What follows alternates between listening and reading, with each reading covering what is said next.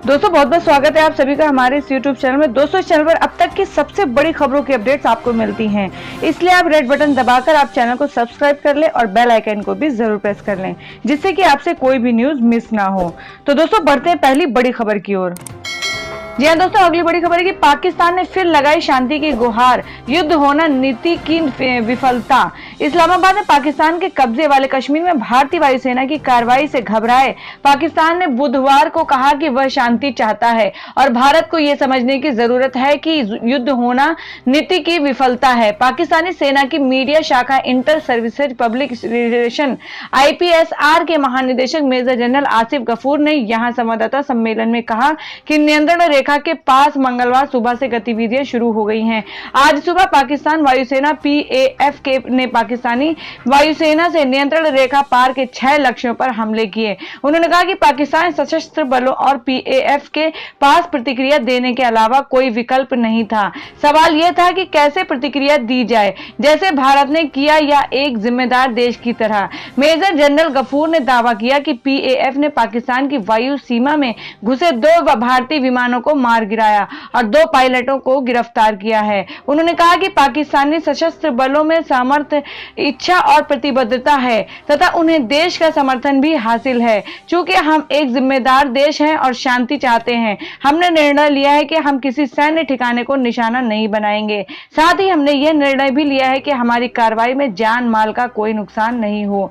ISPR महानिदेशक ने कहा, हमने सभी लक्ष्यों को सीहित कर लिया है और जब हमारे पास गोलीबारी करने का विकल्प था तब अब हमने एक सुरक्षित दूरी से जिम्मेदारी भरा कदम उठाया।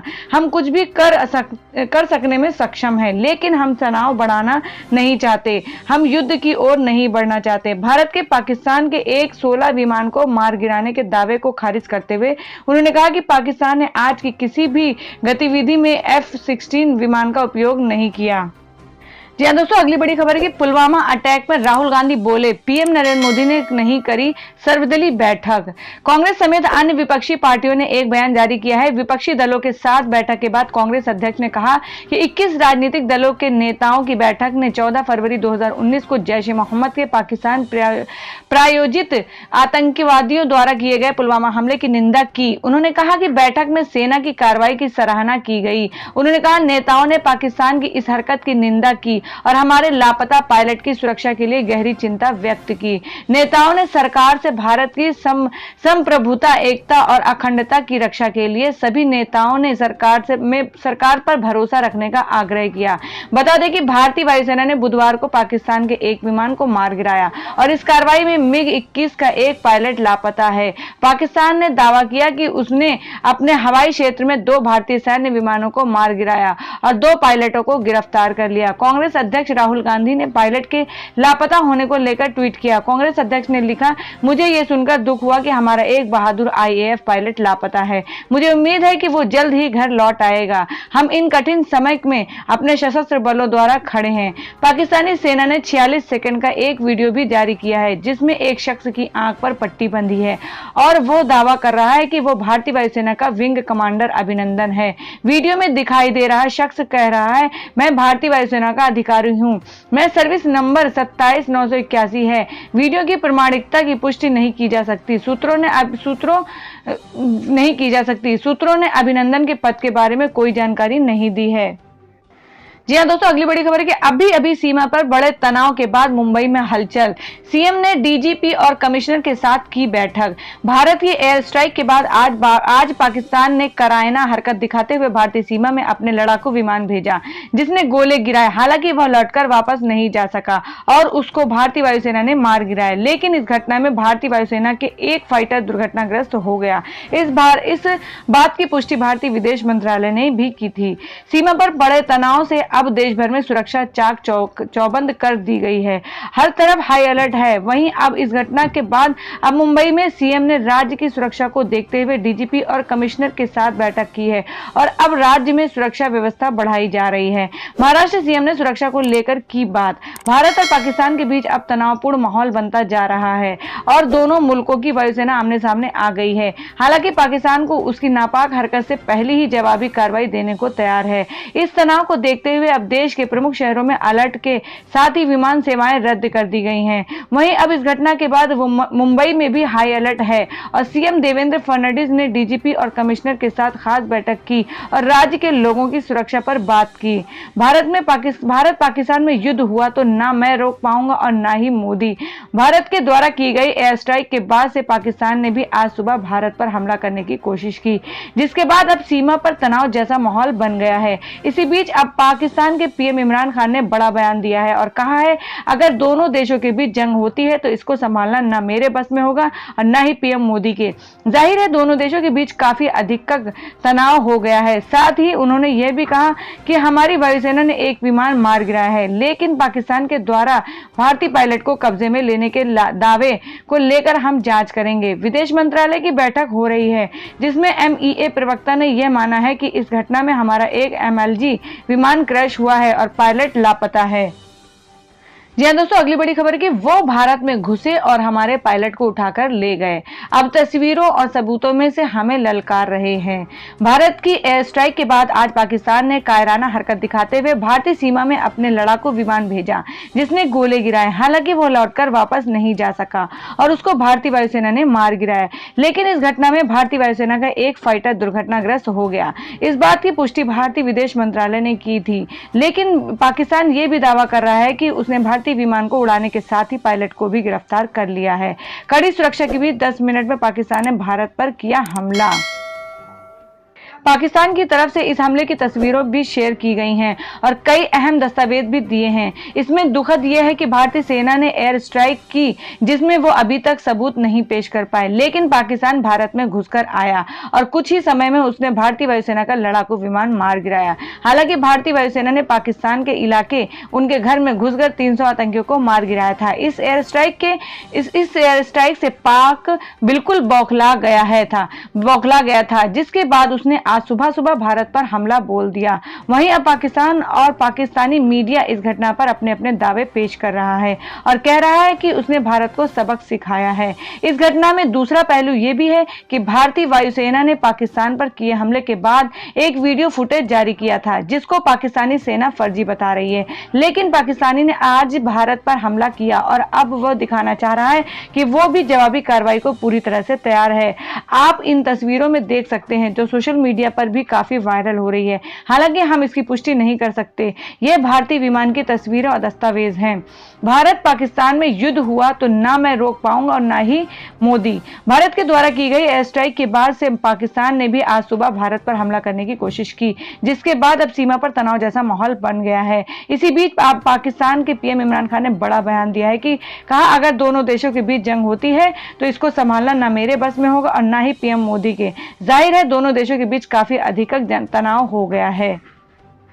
जी हाँ दोस्तों, अगली बड़ी खबर है कि तनाव के बीच भारतीय विदेश मंत्रालय ने पाकिस्तान के उप उच्चायुक्त को तलब किया। भारत और पाकिस्तान के बीच तनाव के उच्चतम स्तर के बीच भारतीय विदेश मंत्रालय ने पाकिस्तान के उप उच्चायुक्त को तलब किया है। विदेश मंत्रालय ने पाकिस्तान के भारत में उप उच्चायुक्त सैयद मीर शाह को समन किया है। बुधवार सुबह MiG-21 का एक पायलट लापता हो गए थे और पाकिस्तान का दावा है कि पायलट उसके कब्जे में है। माना जा रहा है कि इसी कारण पाकिस्तान के उप उच्चायुक्त को तलब किया गया है।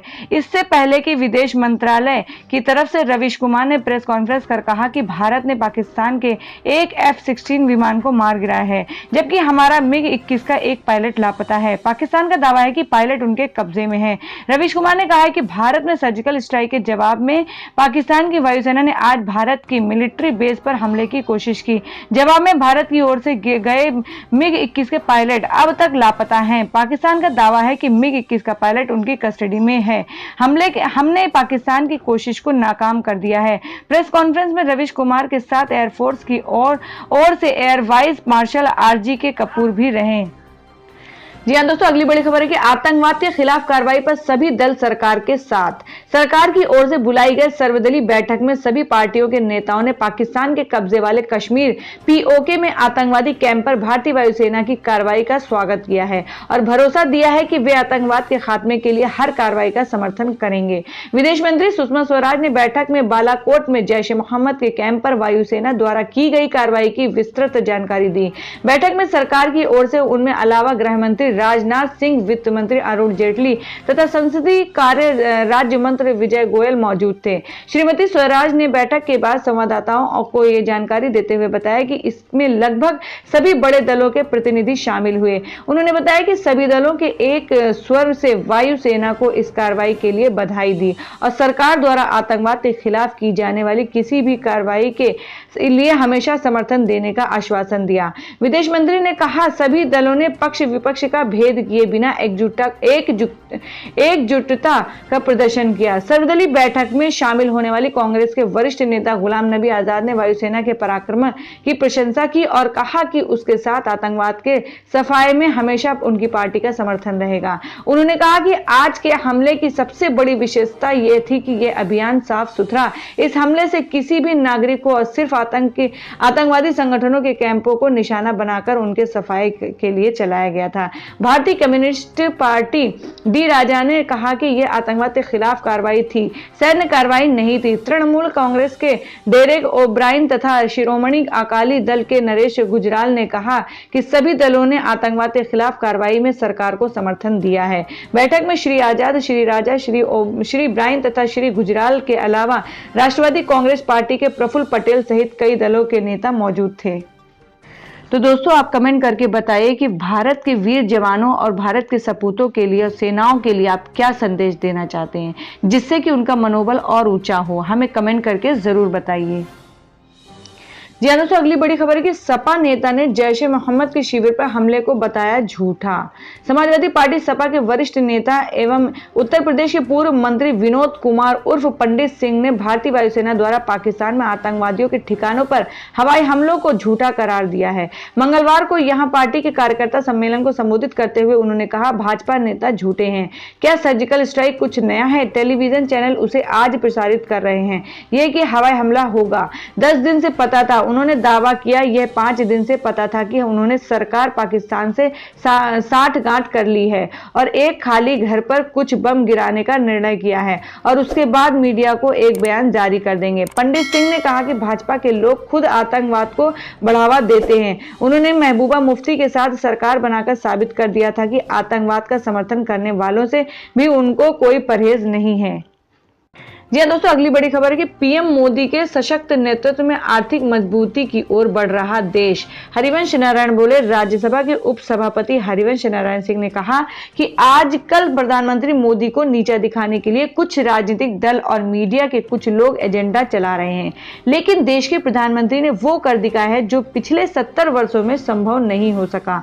वरिष्ठ पत्रकार अशोक श्रीवास्तव की किताब नरेंद्र मोदी संसद के विमोचन के दौरान मुख्य अतिथि के तौर पर संबोधित करते हुए हरिवंश ने कहा कि कुछ पत्रकार बीते 4.5 साल से देश में यह प्रचार कर रहे हैं कि मोदी राज में अघोषित आपातकाल है, जबकि ऐसा नहीं है। मोदी खुद सेंसरशिप के शिकार रहे हैं। उन्होंने कहा कि इस किताब में इस बात का जिक्र किया गया है कि नरेंद्र मोदी खुद ही साजिश और सेंसरशिप के शिकार रहे हैं। इस किताब के लेखक ने खुद ही जिक्र किया है कि कैसे वर्ष 2014 में दूरदर्शन की तरफ से नरेंद्र मोदी का इंटरव्यू लिया गया, जिसके बाद से सेंसर किया गया था। हरिवंश ने कहा कि मोदी के सत्ता में आने के बाद देश की अर्थव्यवस्था मजबूत हो रही है, टैक्स देने वालों की संख्या में वृद्धि हो रही है। 1 करोड़ रुपए से अधिक की सालाना आय वाले व्यक्तिगत करदाताओं की संख्या पिछले 4 साल में 68% बढ़ी है। इस कार्यक्रम की अध्यक्षता कर रहे इंदिरा गांधी राष्ट्रीय कला केंद्र IGNCA के अध्यक्ष राम बहादुर राय ने सभा को संबोधित करते हुए कहा कि यह पुस्तक सत्य का दस्तावेज है। साथ ही इतने आकर्षक अंदाज में लिखा गया है कि हर पेज के बाद अगला पेज पढ़ने के लिए जिज्ञासा बढ़ जाती है। उन्होंने कहा कि किताब पढ़ने के दौरान ऐसा लगा जैसे वो उपन्यास पढ़ रहे हैं। राय ने कहा कि इस किताब में वर्तमान समय में मोदी से नफरत करने वाले पत्रकारों के फेक नैरेटिव का भंडाफोड़ किया गया है। कार्यक्रम में भारतीय जनसंचार संस्थान IIMC के महानिदेशक KG सुरेश, वरिष्ठ पत्रकार अवधेश कुमार ने वर्तमान दौर में हो रही पत्रकारिता पर अपने विचार रखे। तो दोस्तों, इस खबरों से संबंधित सवालों के लिए हमें कमेंट करके जरूर बताएं और वीर सेनाओं को आप क्या संदेश देना चाहते हैं जिससे कि उनका मनोबल ऊंचा रहे, हमें कमेंट करके जरूर बताएं।